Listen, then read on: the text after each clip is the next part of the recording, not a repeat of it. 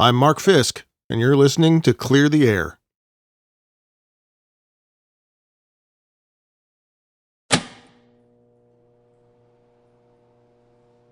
Hi, I'm Mark Fisk with Sonic Spotlight Productions, and if you're listening, you've made it to the final episode of this collection of episodes of Clear the Air. I can't tell you how much I appreciate that you decided these stories were worth a couple of hours of your time and consideration. And as we start to get ready to wrap up, I hope you'll consider sharing the entire playlist with anyone else you think might find it interesting, or that maybe you'll share it with people just to piss them off. Either's fine with me. Clear the Air is a result of about a year's worth of thinking and documenting, and then around a month's worth of creating graphics, recording, and editing. Sonic Spotlight Productions is my LLC, and one of the things we do is things like this. So if an episode or even a season of Clear the Air is something you think would be good for you and what you're trying to accomplish, please reach out. Sonic Spotlight Productions also does electric guitar and bass setups and emergency band instrument repairs, so if we can help you with that without leaving your town, or in some cases your house, we'd love to hear from you. There are a lot more guitars and basses being shipped than there used to be, and they're never going to show up at your door playing like they were meant to or should. There are three other really primary things that Sonic Spotlight Production does, and it's home recording consultations, mixing, mastering, and release to streaming services, and live music event productions. And each of those services is presented with high regard to being fair to musicians and owners, and at an affordable price. In fact, I'm willing to say here that if you can find another LLC or registered business offering any of these services at a lower price, we will beat it on your first experience with us because we believe in the quality of what we're offering. Finally, Sonic Spotlight Productions exists to support and inspire school-age musicians.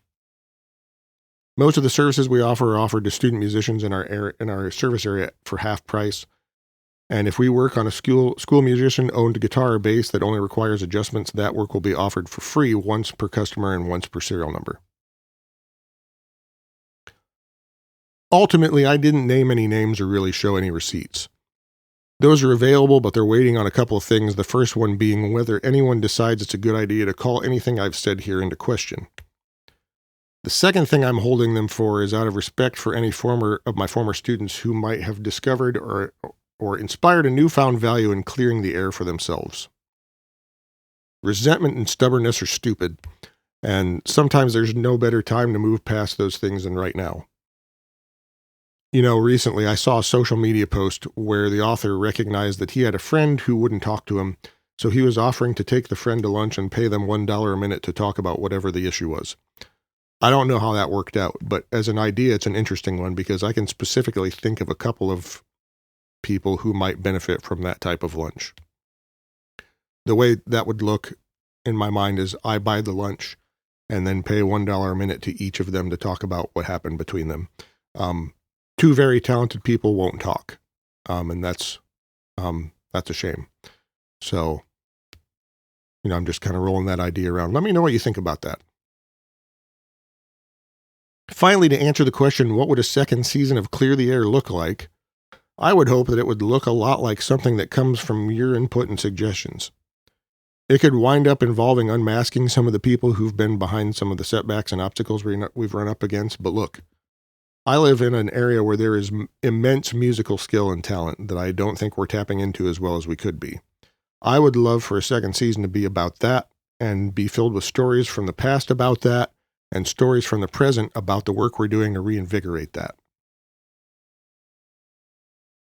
So I want to thank you again for spending something close to an hour and a half listening to my voice and for your support in doing so. What I hope is that this can start a conversation with owners, teachers, parents, and musicians about how to make sure this keeps going. What can we do better? What can we do more? And what should we stop doing that we've always done? Again, I want to thank you for joining me for all these episodes of Clear the Air. It's true, you do see one more episode following this one, and you can listen if you want, but that one is more for my former students and possibly their families, and probably doesn't make much sense to anyone else.